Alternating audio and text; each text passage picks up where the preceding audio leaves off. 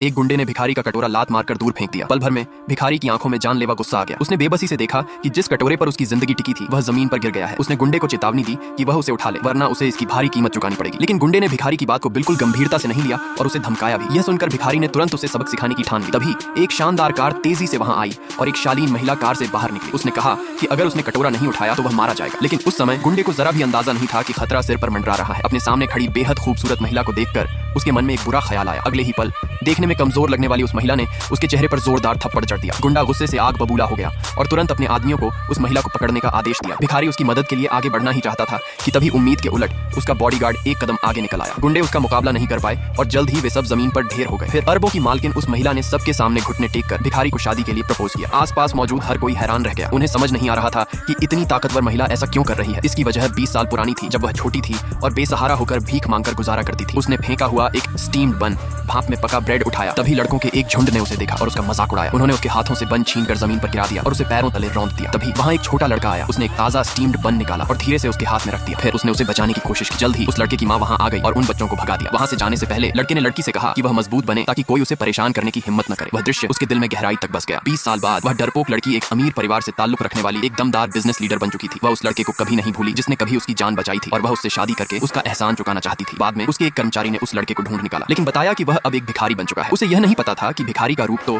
उसने बस एक भेष के तौर पर अपनाया था। असल में वह हथियारों का राजा था और उसके गुरु ने उसे एक भिखारी की तरह जीने, अपमान सहने और अपने मन को मजबूत बनाने का आदेश दिया था ताकि वह एक दिन सच्चा राजा बन सके। अगली पार्ट देखने के लिए पार्ट 2 कमेंट करो।